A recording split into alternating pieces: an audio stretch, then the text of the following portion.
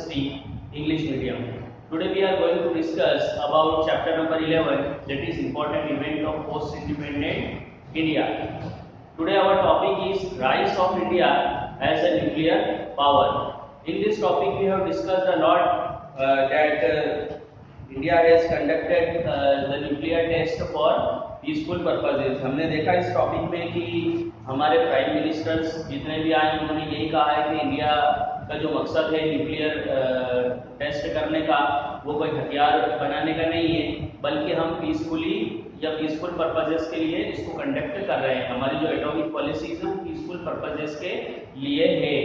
लेकिन फिर जैसे जैसे समय बदलता गया, समय के अकॉर्डिंगली हमने भी फिर हम जो है नई पॉलिसी लेके आए वेट एंड वॉच की, कि हम वेट करेंगे और वॉच करेंगे कि जो वर्ल्ड की क्या सिचुएशन है, और उसके बाद में हमारी पॉलिसी को हम वापस से रिन्यू करेंगे.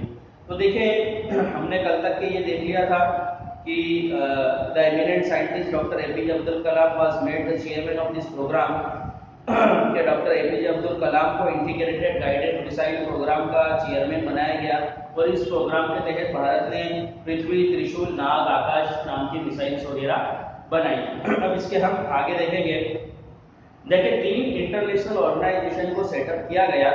पहला था partial Moscow atomic test ban treaty 1963, nuclear proliferation ban treaty NPT ये 1968 में बना, और comprehensive atomic test ban treaty CTBT ये 1996 में बना.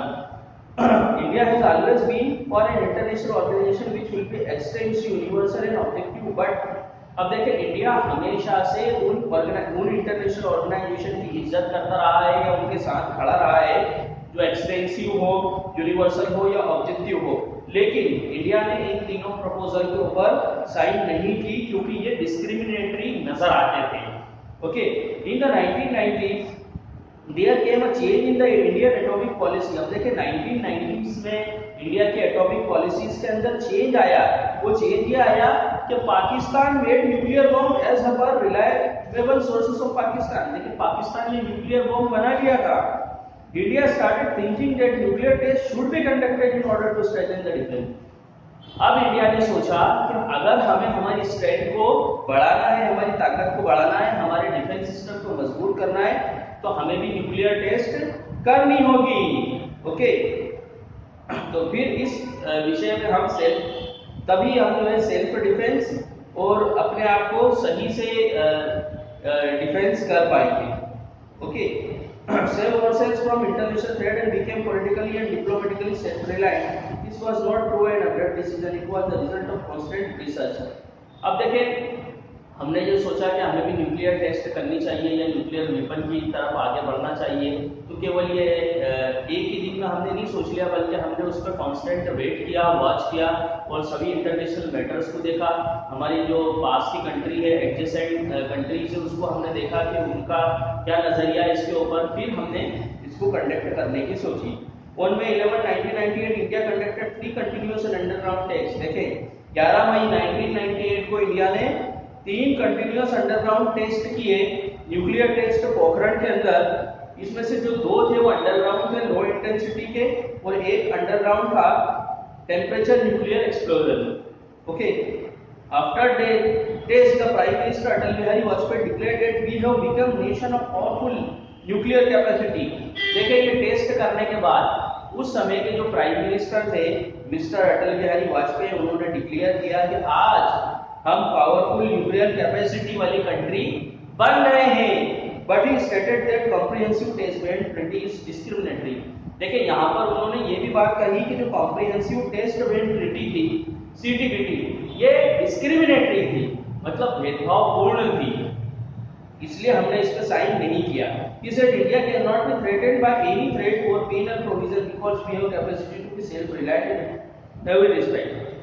देखिए यहाँ पर उन्होंने ये बात भी कही कि इंडिया किसी को हमने न्यूक्लियर टेस्ट तो किया है, लेकिन इंडिया किसी को भी नुकसान नहीं पहुंचाएगा, है ना. ये सब हमने क्यों किया है? हमारे सेल्फ डिफेंस के लिए किया है. India will not make use of atomic weapon against anybody but for self defence. देखिए इंडिया किसी का भी इस्तेमाल इंडिया न्यूक्लियर वेपन का इस्तेमाल किसी के लिए भी नहीं करेगा, लेकिन अपने सेल्फ डिफेंस के लिए. मतलब हम आगे बढ़ के किसी पर हमला नहीं करेंगे। The chief scientist adviser and chairman of the atomic energy department doctor APJ Abdul Kalam said that we have studied all the stages of making nuclear weapon and that is completed। देखिए उस समय के जो साइंटिस्ट थे, चीफ साइंटिस्ट थे और adviser, इसके अलावा चेयरमैन थे एटॉमिक एनर्जी डिपार्टमेंट के डॉक्टर एपीजे अब्दुल कलाम, उन्होंने कहा कि हमने हर स्टेज को स्टडी किया जो न्यूक्लियर वेपन्स के अंदर होती है, और इसके अलावा आखिरकार हमने उसे सक्सेसफुली कंप्लीट कर लिया। We have the atmosphere and reliable system for atomic weapon system, doctor APJ Abdul Kalam confirm. देखिए इसके अलावा उन्होंने कंफर्म किया कि हमारे पास एटमॉस्फेयर भी है और रिलायबल सिस्टम भी है एटॉमिक वेपन के लिए। That indigenous developed Agni and Prithvi ground missiles are now ready along with the atomic parts and defense panel। इसके अलावा अग्नि और पृथ्वी जो मिसाइल्स हैं वो ग्राउंड टू ग्राउंड पे यानी जमीन से जमीन पे जो मार करती है वो रेडी हो चुकी है अपने एटॉमिक पार्ट्स के साथ और डिफेंस प्लेन्स के साथ। Prior to this 5 countries which, अब देखिए भारत भी उन न्यूक्लियर कंट्रियों में शामिल हो चुका था जो 5 कंट्री पहले न्यूक्लियर कंट्री थी, जैसे America, Soviet Russia, Britain, France और चाइना। ये इन्होंने पहले ही न्यूक्लियर टेस्ट को कंडक्ट कर लिया था, तो अब भारत भी उस देश में शामिल हो चुका था जिसके पास भी न्यूक्लियर वेपन था। ओके, या ये भारत एक न्यूक्लियर संपन्न देश था।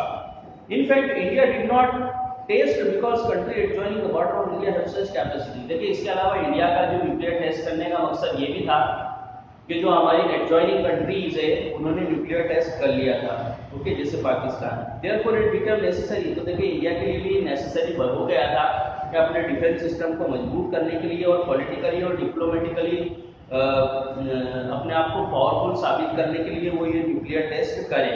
India has always been a peace loving country. India हमेशा से पीस चाहता आया है, पीस लविंग कंट्री है। It has not developed the atomic power to interfere in other country.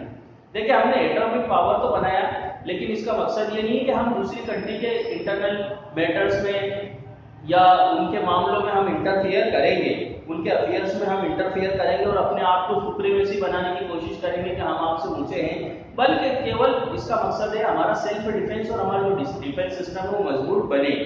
After the nuclear test the spokesperson of the other developed countries express their reaction in protest.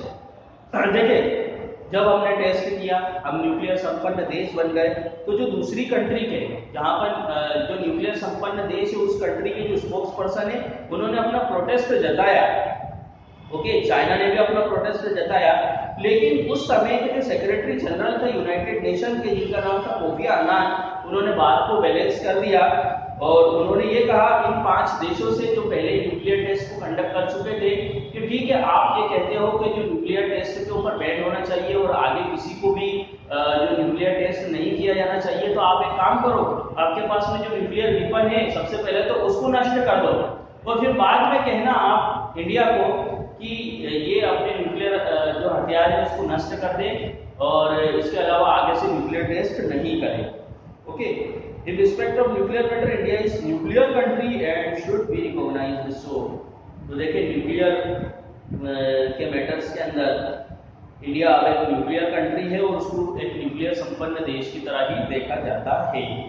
Okay, तो देखें यहाँ पर हमारा lesson number 11 complete हो चुका है। कल से हम लेसन नंबर 12 इंडियन कॉन्स्टिट्यूशन देखेंगे जो कि सिविक्स का लेसन रहेगा। ओके, तो आज के लिए बस इतना ही। जय हिंद, जय भारत।